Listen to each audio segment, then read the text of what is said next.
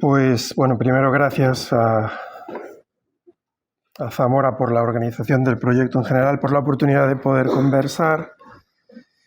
El título de la ponencia era sobre Alfred Lorenzer, que es psiquiatra, psicoanalista alemán, que trabaja sobre todo en los años 60 y 70 en el Instituto Sigmund Freud de Frankfurt. Pero me parecía, después de leer algunos textos de este psiquiatra, no tan interesante para el diálogo aquí.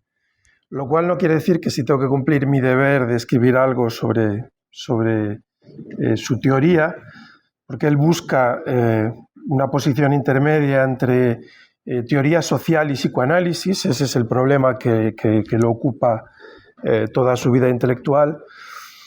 Si hay que resolver esa tarea académica se puede hacer, pero creo que para hablar ahora aquí y desde lo que yo puedo aportar y que conozco más, que es el psicoanálisis lacaniano, no era tan interesante. Lo que vais a escuchar son reflexiones ensayísticas, muchos estereotipos, cosas que os van a sonar a resabidas, siempre movidas con una palanca, que es este concepto de goce, que a fuerza de hablar de él supongo que nos vamos a familiarizar de algún modo, ¿no?, con esta noción. Entonces no voy a perder mucho tiempo, además voy a cumplir realmente lo que decía, de intentar quitarme algunos minutos para poder conversar. Como contexto empezaré con un libro de un psicoanalista barcelonés que se llama Miquel Bassols, que se llama Autoridad y autoritarismo. Es un libro del 2022 que intenta pensar el autoritarismo desde la jerga y los esquemas lacanianos, ¿no? Y hace un diagnóstico de todo sabido, que es la decadencia de la figura del padre como síntoma de una época donde la autoridad tenía un valor, una legitimidad, algo de lo que todos sabemos y ya hemos hablado, ¿no? Una figura que aparentaba ejercer la autoridad, porque es cierto que nunca nadie creyó en que alguien podía ejercer el rol de padre, pero al menos esa apariencia no se discutía, cosa que en la época contemporánea estaría totalmente fuera de lugar, ¿no?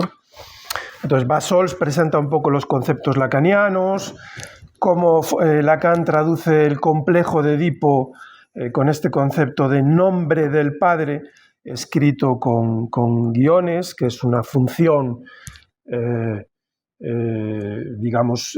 lingüística, de introducción al lenguaje y al mismo tiempo de separación del deseo de la madre. Bueno, esto y cómo esta función habría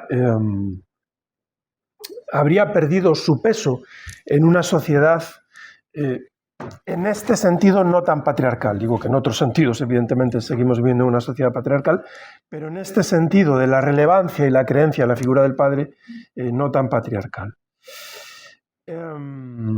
Toda autoridad, dice Bassols, pues habría demostrado en su naturaleza desemblante, habría perdido cualquier capacidad para legitimarse. Y en el espacio vacío que deja esta autoridad fallida, vendrían los autoritarismos, como una especie de emplasto o de solución de segundo orden, donde no se buscaría una legitimación, digamos que la figura del padre todavía se movería en ese registro de buscar una legitimación, sino que se asentaría en el uso de la fuerza física o legal, ¿no? No nos vamos a entretener por aquí. Bassols está pensando en paralelo la judicialización del conflicto catalán y cómo, en vez de buscar una solución política que pasaría por instituir alguna autoridad legítima, se recurriría pues al Tribunal Supremo o a las fuerzas de seguridad del Estado español. Detrás de toda autoridad, dice Bassols, toda autoridad legítima, habría una autoridad epistémica, es decir, que la autoridad lleva implícito una atribución de saber. Una atribución de saber.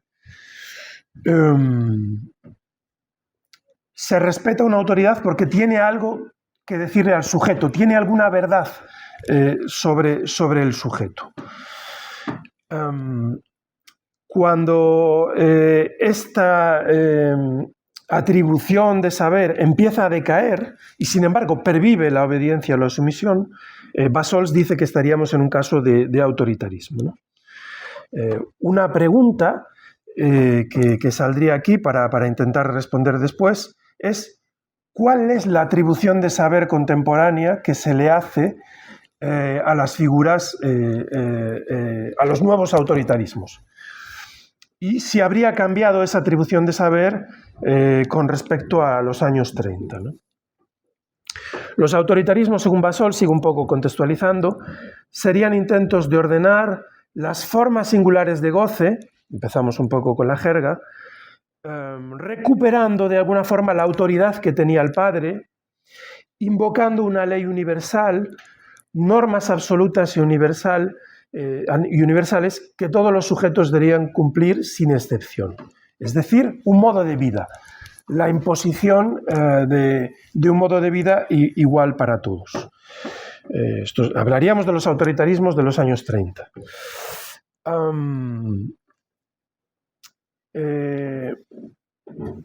Evidentemente aquí ya empezamos a ver que se tapa algo con esta imposición de un modo de vida universal, pero no interesa aún meter en cuestión qué es esto que se tapa.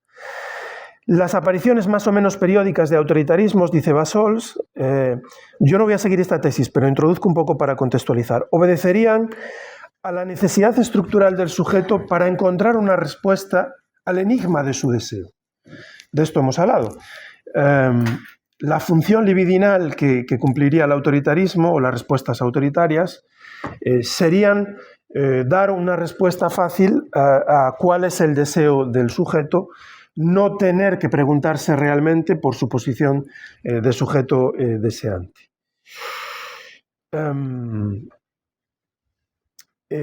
Y Bassols dice que una autoridad legítima o auténtica sería aquella que no oculta su carácter precario, es decir, que no pretende ser totalitaria, es decir, que sabe que hay algo que siempre falla, algo que falta, que no puede solventar esa autoridad.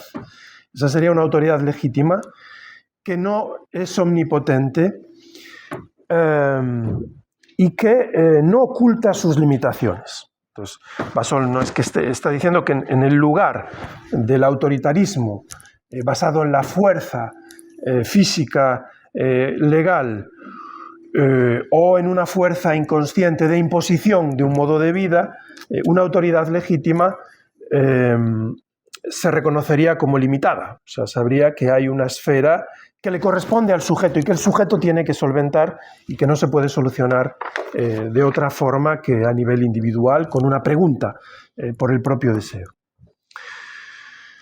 Bassols repasa bibliografía sobre el tema, textos de Arendt, Sennett y de Kojev. No voy a reconstruir un poco su argumentación, solo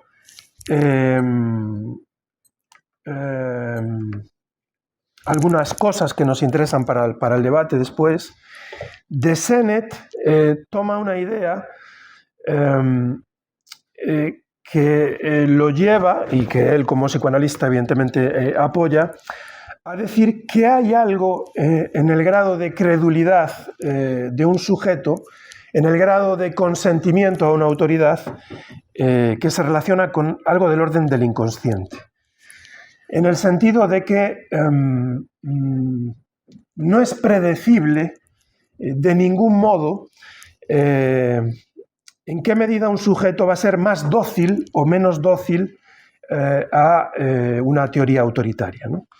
Que es algo que creo que un poco Jordi, no sé si quería apuntar esto diciendo las limitaciones que pueden tener los estudios sobre la personalidad autoritaria, que se ven obligadas a construir un modelo general que después en la aplicación individual no acierta. Es decir, hay algo incontrolable de por qué algunos sujetos son más crédulos que otros, que no se puede medir por ninguna ciencia social, ¿no? Y ni siquiera por el psicoanálisis. Entonces, yo añadiría así de paso una pequeña objeción, una tesis del malestar de la cultura.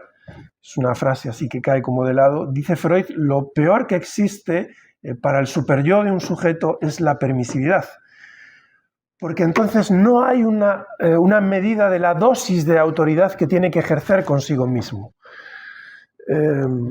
Y es una tesis que contraría un poco la interpretación habitual que se hace de la formación del superyo como una interiorización de la violencia del exterior. Freud ahí se rompe la cabeza para justificar qué va primero, ¿no? Si esa violencia exterior que luego se interioriza, y en un momento suelta esta tesis de que no existe relación entre la violencia que puede sufrir un sujeto del exterior y la introyección de la violencia que hace sobre sí mismo. Después, si queréis, discutimos, matizamos esto. Es decir, que el superyo, cuando no hay una agresión externa, puede incluso redoblar esa autoridad. Por eso en sociedades permisivas se puede generar superyos bestiales, ¿no?, con el propio sujeto. Pero bueno, esto así de pasada. El problema de que haya algo del orden de lo inconsciente es que cualquier proyecto de pedagogía política, que es de lo que estamos hablando aquí, en el fondo, es decir, de una corrección ortopédica, vamos a decirlo así muy brutalmente, de un sujeto predispuesto al autoritarismo, siempre se puede encontrar con esta roca inamovible, ¿no? Inamovible. Puede haber un resto ahí inamovible. Es decir, podemos... después vuelvo sobre esto. Entonces, la autoridad para Bassols se relaciona con la atribución de un saber. Hay que preguntarse si esto sigue siendo así. Y, por ejemplo, igual que en un psicoanálisis se transfiere un saber al psicoanalista, un saber que es falso, puesto que el psicoanalista no tiene el saber sobre el sujeto solo lo puede generar y construir ese sujeto, pero existe esta atribución de un saber. No hay saber, pero la atribución es real. La atribución, quien dice al analista, a un líder autoritario. Y ahora hay que ver si los líderes autoritarios contemporáneos funcionan con este esquema o funcionarían. Entonces,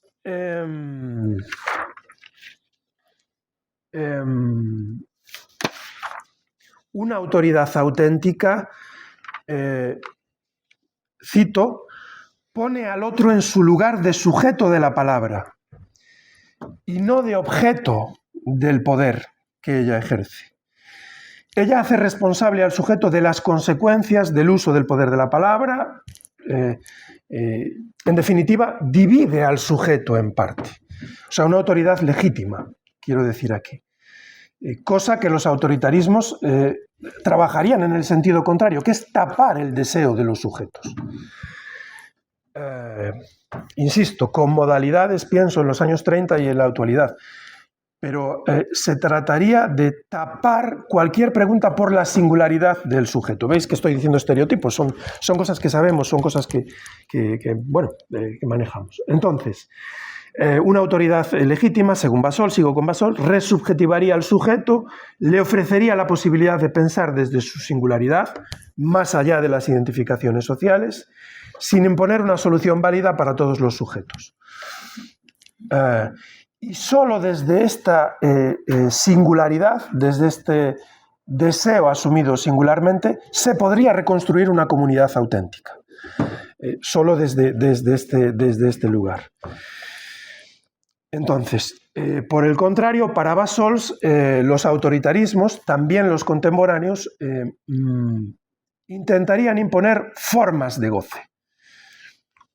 Consumo de determinados productos, determinadas relaciones personales correctas e incorrectas, determinadas relaciones sexuales correctas y otras incorrectas, formas de ganarse la vida correctas e incorrectas,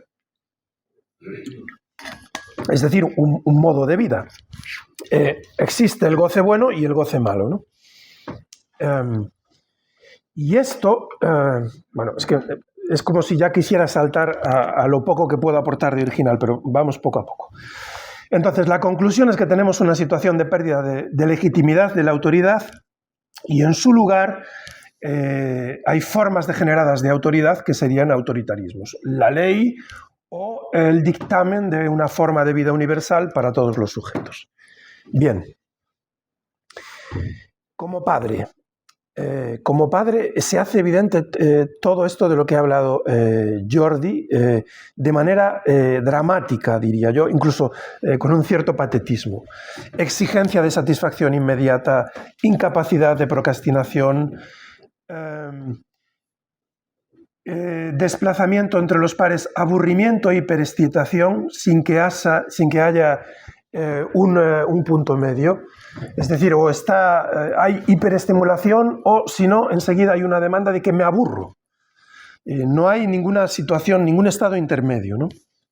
Rechazo de toda ocupación donde la recompensa no sea inmediata. Elección de ocupaciones donde la estimulación está en el tope o cercana al tope. Entonces, la mejor imagen es el niño sumergido en la pantalla del videojuego, como en una mónada cerrado a la vida familiar. Esto es, y no tiene por qué ser con ese gadget, puede ser otro, pero esto es, digamos, algo que está ahí, ¿no? Búsqueda de placer inmediato, renuncia a cualquier cosa que se recompense en un periodo de tiempo de un día, pongamos, entrada en el ciclo satisfacción-insatisfacción del consumo. Es decir, la subjetivación de los nuevos sujetos, y ahora estoy hablando de niños y niñas porque lo veo, o al menos este es mi diagnóstico casero, por así decirlo, se produce de manera brutal en este orden, ¿no? Esta frase, ¿no? que es una demanda de me aburro, papá. Y el aburrimiento no es el problema el aburrimiento. El problema es cómo consientes que me aburra. ¿Cómo puedes consentir que en mi vida exista un espacio temporal que sea el aburrimiento? Cuando lo normal es la actividad, la excitación, etc., ¿no? ¿Qué vamos a hacer hoy? Nada, hoy no vamos a hacer nada. Eso no se consiente por parte bueno, yo lo veo en la infancia y luego lo extenderemos a la adolescencia y a los adultos, evidentemente. ¿Qué tenemos aquí? ¿Cómo traducimos esto a jerga? Es una incapacidad... bueno, retardo un poco, procrastino un poco. La realidad infantil como una sucesión de vivencias o experiencias de intensidad creciente, sin pausa, sin tiempo para bajarse de ese umbral absoluto de excitación, ¿no? Hay un diagnóstico, es cierto, excesivo de la hiperactividad en la infancia y en la adolescencia. Se hace, bueno, los orientadores de los colegios diagnostican la hiperactividad, ¿no? En cuanto estorba un niño, ¿quién puede estar sentado 6 horas en una silla? Eso es inhumano, ¿no? Lo que pasa es que en otra época éramos más sufridos, pero sigue siendo inhumano, ¿no? Entonces, el que se mueve un poco en ese contexto ya es diagnosticado. Estoy banalizando, pero bueno, se puede ver así, ¿no?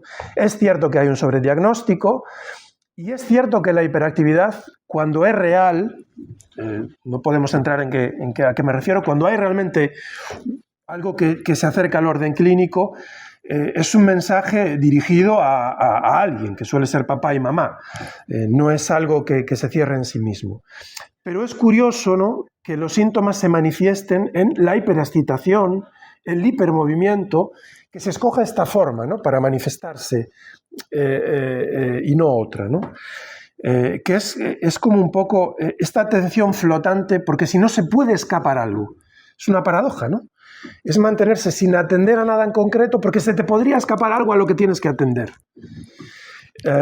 Y es estar en movimiento constante para hacer todo, estar en todas partes, ¿no? Los profes de la Complu de esto sabéis bastante. Entonces,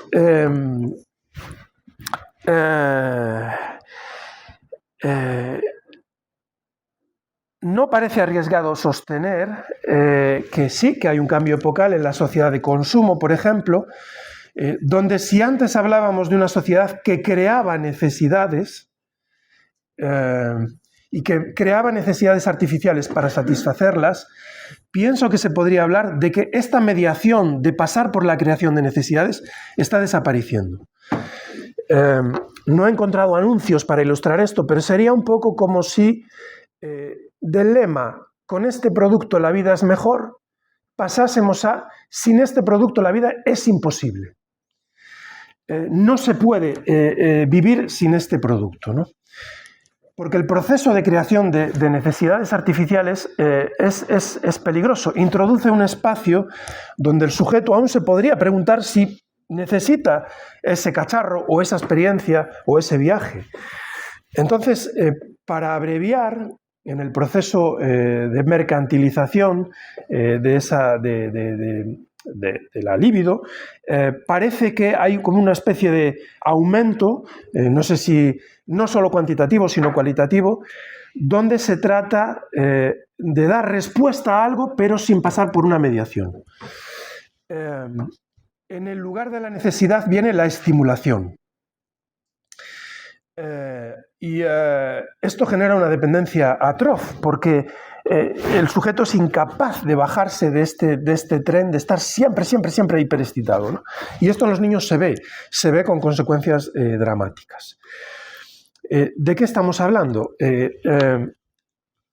De que se tapa el deseo, se tapa la falta. Por un lado, en el deseo, esto lo ha dicho Jordi, parece que al registro del deseo le es imprescindible pasar por otro sujeto para buscar una respuesta. Es el otro el que puede dar alguna clave acerca de qué se desea, es el otro el que tiene que dar un cierto reconocimiento, pero a mí mis hijos no me preguntan nada acerca de lo que necesitan para gozar. Yo no soy un agente con una atribución de saber o alguien que tenga que mediar en el circuito entre ellos y el goce. Y una mierda, lo único que tengo que hacer es no molestar, no estorbar. Ellos ya saben de alguna forma qué productos los satisfacen, de forma casi plena. No existe esta figura, no existe este rodeo por el deseo, ¿no? He podido meter un concepto ya de a dónde voy. Entonces, por esto mismo también podríamos entender por qué las relaciones de pareja se hacen cada vez más frágiles y más difíciles de sostener. Porque a partir de determinado momento el otro es un estorbo en mi relación con el goce. Es alguien que está ahí, que mientras vaya en la misma dirección de gustos, de goce, está bien, pero como haya algo que deje traslucir que ahí hay otro sujeto singular distinto, la cosa se puede tambalear, ¿no? Entonces, el otro sujeto puede llegar a ser visto como un obstáculo entre yo y este goce paradisiaco, una promesa de plenitud, de completud, ¿no? Y esto no quiere decir que no haya lazos sociales, sigue habiendo parejas, sigue habiendo colectividades, pero se sostienen sobre modalidades de goce. ¿Qué quiero decir con esto? Pues hay clubs de consumidores de determinado producto donde no es que alguien consuma algo en un espacio de tiempo limitado, sino que su identidad se la da ese goce, se la da ese producto que consume. La unión se produce siempre y cuando se coincida en gozar de algo similar. Y además este goce se convierte en la identidad del sujeto. Es lo que da, no hay más fuera del sujeto que este goce. Si lo traducimos a Freud, es el yo desaparece en el lugar de la pulsión, de la libido. De una libido con una insatisfacción totalmente shift, pero que funciona. Funciona hasta donde funciona. Vale, sigo. Es por esto, por lo que en la adolescencia, cosas como las notas del primer trimestre, del primer curso de bachillerato, de un examen parcial, un suspenso en un parcial de matemáticas, desencadena un ingreso en urgencias. Es decir, y desencadena la petición de medicación en los servicios de atención primaria, porque es como que cualquier pequeña falta, cualquier pequeña brecha en este ideal de plenitud desmonta por completo al sujeto. No tiene algo que poner en el lugar de esta promesa de un goce total, ¿no? Los recursos para soportar la falta de sujetos educados sin falta y diciendo que la falta es patológica, que la falta es una enfermedad, que la falta es eso, es algo enfermizo, que no es necesario pasar por el registro de la falta para vivir, son inexistentes o muy pobres. No tienen mecanismos psíquicos para decir cuando algo falta de esta promesa de goce, algo que poner en su lugar, ¿no? Entonces, por eso, bueno, pues escuchando una vez a un psiquiatra encargado de un protocolo de prevención de suicidio en la comunidad autónoma gallega, alguien que trabaja para el servicio de salud, ¿no? Y le piden que redacta un protocolo de prevención de suicidio entre adolescentes, es una locura, porque no se puede compensar eso con ningún protocolo de ninguna forma. No hay protocolo para este modo de subjetivación, ¿no? Es ahí a donde voy un poco. Prometo que llegaré al autoritarismo. Entonces, la mala educación de nuestros jóvenes, es una expresión rancia a propósito, ¿no? Esto que se escucha, la permisividad, la denuncia de la permisividad, no es que no haya límites que no se respeten, sí que los hay. Y sigue habiendo autoridades morales. Y sigue habiendo normas de convivencia. Sigue habiendo cosas de este orden que se conocen y que generan una cierta culpabilidad mínima, pero por encima pasa como una pisonadora un individuo que exige su goce, su dosis de goce. Y antes hablaba de un ejemplo, ayer por la noche ponía este ejemplo, ¿no? Una alumna que entra en el despacho en tutorías, no llama a la puerta, pues citada, entra para adentro, se sienta, no da buenos días, no dice nada, y dice, me han dicho que no vas a evaluar a los repetidores, o que a los que no asisten a clase no tienen derecho a la evaluación. Entonces, sí, ella es consciente de que hay que llamar a la puerta, hay que pedir los buenos días, pero hay algo en esa atribución a sí misma de la legitimidad de su goce que desborda cualquier ordenamiento simbólico, ¿no? Es un poco a donde voy.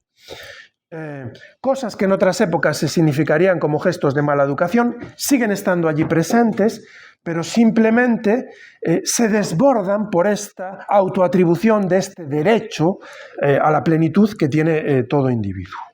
Vale, me voy a saltar un apartado donde hablaba del empobrecimiento del lenguaje, solo ir a la conclusión. ¿Cuál es el uso que hace del lenguaje el sujeto? Lacan dice, contraría un poco una teoría habitual de que el lenguaje sería una herramienta de descripción de la realidad, para considerar que el lenguaje regula el goce, es un mecanismo de regulación del goce y de defensa ante algo del orden de lo imposible que tiene siempre la realidad para el sujeto. A día de hoy los sujetos no utilizan el lenguaje como un medio de regulación de goce, utilizan el goce como un medio para extraer, para crear, para gozar. Si por ejemplo os ponéis una canción de Rosalía e intentáis entender la letra, ya no importa. No es que no se entienda lo que se dice, es que no se entiende la letra. No es que no se entienda la significación, no se entiende. Lo que tenemos son emisiones sonoras. Es como gritos puramente que se mueven en ese registro sonoro, ¿no? Como demandas que no pasan por la significación, ¿no? Entonces, los usos, las conversaciones que escuchamos, la degradación del lenguaje, va un poco en la línea de que el lenguaje se habría convertido en un medio para gozar. Y su valor única y exclusivamente es gozar. Por eso el saber se ha ido al tacho. No. El saber está devaluado porque requiere de una mediación para acceder al goce y existen otros mecanismos de acceso inmediato a esa esfera. En definitiva, el goce en el lugar del deseo. Lacan tiene una fórmula que es en el Seminario 20, voy a leeros esta cita, el Seminario 20, 1972-1973, donde está hablando del superyo contemporáneo, cómo habría que entender este superyo, que ya no es represivo, pero no deja de ser igualmente represivo. Ya no es represivo, pero sigue siendo autoritario, y que se enuncia esta frase, ¿no? Dice, pregunta Lacan, ¿qué es el goce? Se reduce aquí a no ser más que una instancia negativa. Bueno, es cómodo, se ahorra el tener que explicarlo, el decir que podía ser. El goce es lo que no sirve para nada. Asomo aquí la reserva que implica el campo del derecho al goce. El derecho no es el deber. Nadie obliga a nadie a gozar, salvo el superyo. El superyo es el imperativo del goce. Y luego dice, entre signos de exclamación, goza. Bueno, pues este es el autoritarismo del que yo pretendía hablar. En el lugar de un autoritarismo represivo, donde se enuncia un modo de vida concreto, singular para todos los sujetos, tenemos este otro autoritarismo interiorizado que dice goza. Goza, y todo lo que no sirva para este goce pleno, absoluto, completo, sin falta, es una estupidez.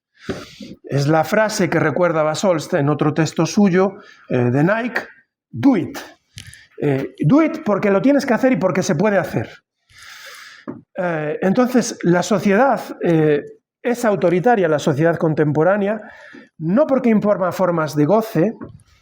Como decía Bassols, aquí no creo que él acierte, sí que hay formas de goce y sí que sigue habiendo racismo, sí que sigue habiendo modos de vida que se valoran y otros que no, sí que sigue habiendo antisemitismo, pero creo que hay otro autoritarismo por debajo de todos esos, que es este autoritarismo del goce y del derecho al goce que tiene todo el sujeto, todo sujeto. El goce lleva asociada, el deseo, lleva asociada a la falta, que no es una carencia, la falta es algo que necesita la vida para movilizarse. Y es algo singular, que solo se puede localizar en un proceso individual del sujeto, y el goce ahorra pasar por este tener que preguntarse por el deseo, ¿no? Bueno, en psicoterapia, no voy a perder mucho tiempo, es que voy mal de tiempo, la gente no pide la reconstrucción de su historia más o menos familiar, lógica. Lo que piden es, en el lugar del goce malo que traigo, ponme un goce bueno. Y cuanto antes mejor. Por eso la psicoterapia va a desaparecer y lo único que van a quedar son los psicofármacos. O esa es la amenaza.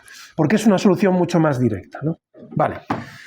Entonces, y aquí viene lo más frágil y lo que podría haber de aportación propia.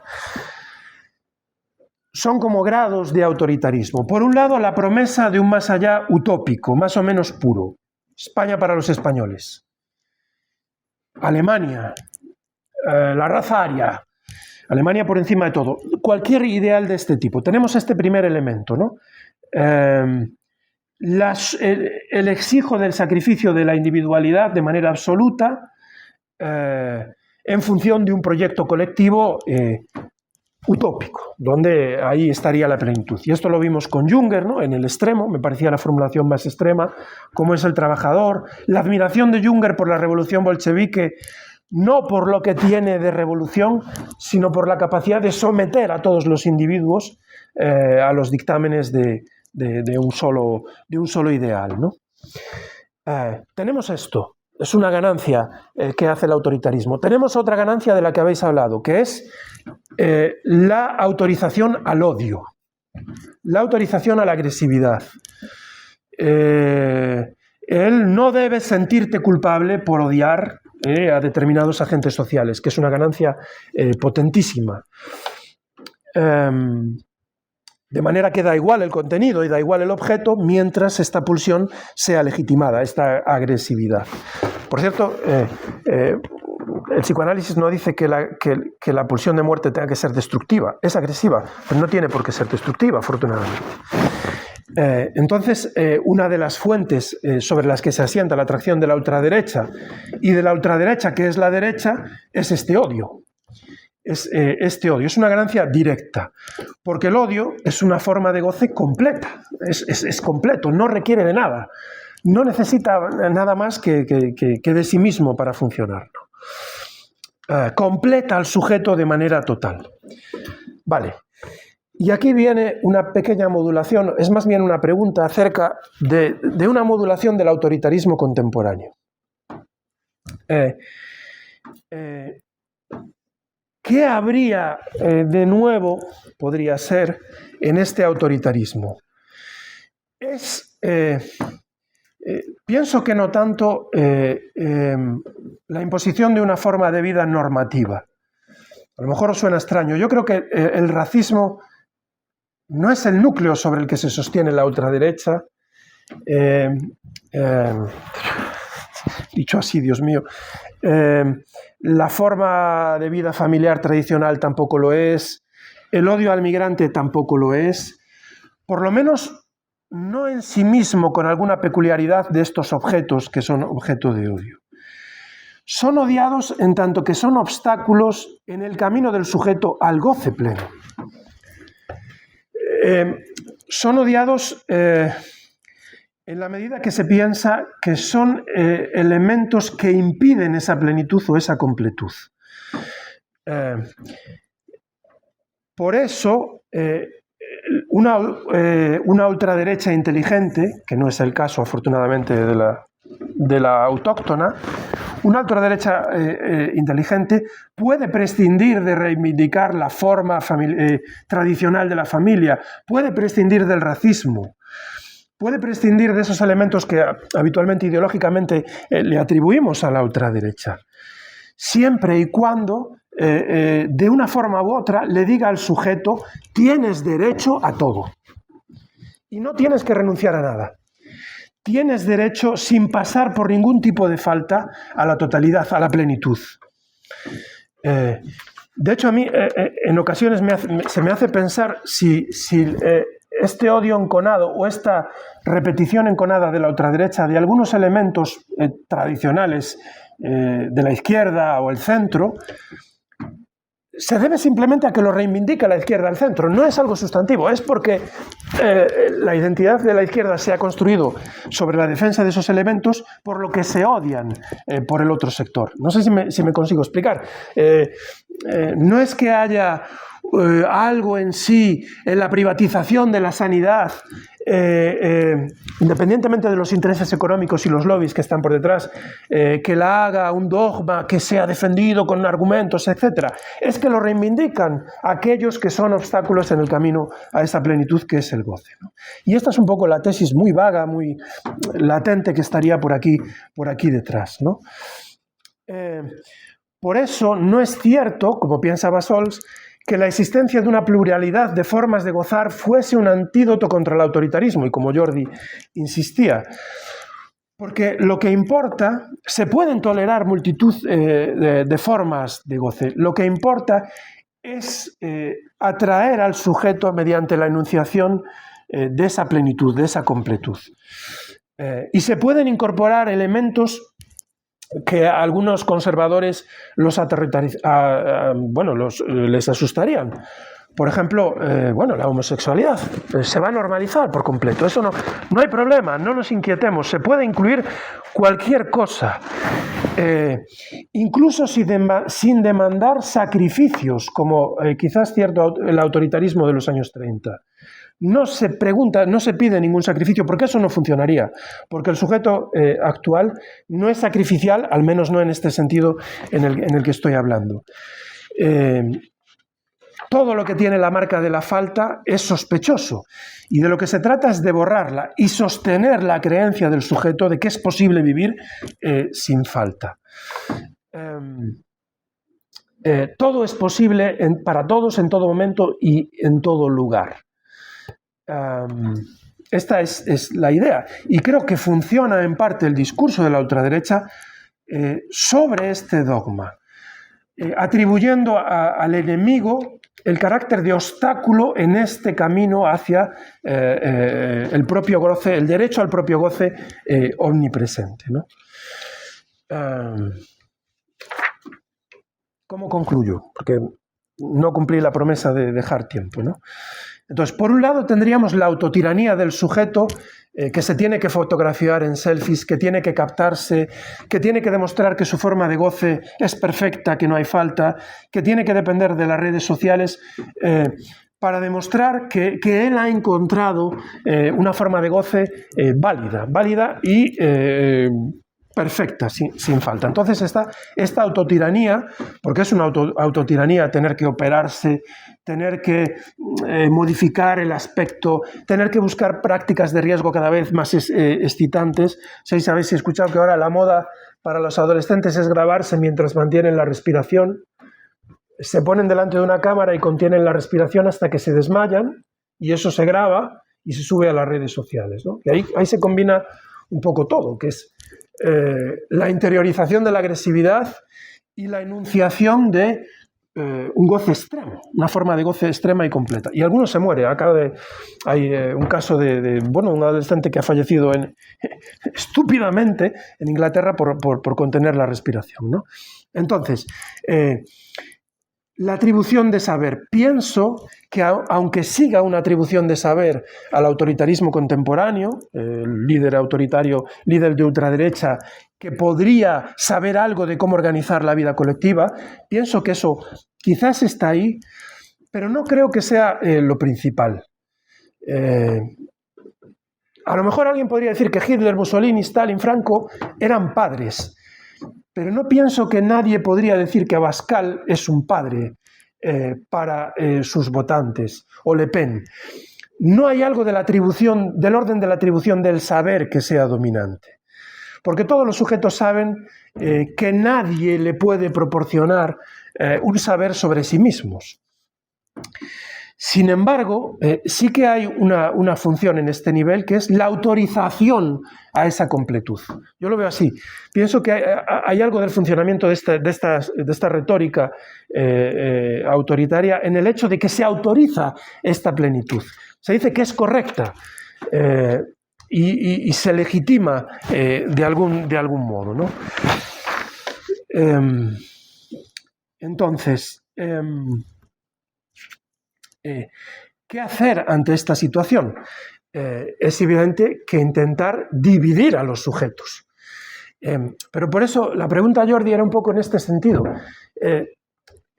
A pesar de que el sufrimiento se siga manifestando y salga por multitud de lugares, es muy difícil reintroducir la división del sujeto. El sujeto es pleno, se concibe como pleno. Y una primera maniobra, el psicoanálisis vive de esto, vive económicamente de esto, que es reintroducir la falta en una situación donde socialmente existe este ideal de gozar, de una plenitud del goce. Y a nivel político la cosa se complica, porque ¿cómo convencer a sujetos que han sido formados en este ideal de que es un ideal que fracasa? Cuando hay algo del orden de la angustia que surge naturalmente es más fácil. Es decir, cuando el propio sujeto se divide. Pero cuando un sujeto no se divide de ninguna manera y va errando de un objeto, de una experiencia a otra buscando esa plenitud, la cosa se complica enormemente. ¿Qué poder hacer ahí a nivel colectivo? Es la pregunta, y yo no tengo ni idea. Gracias.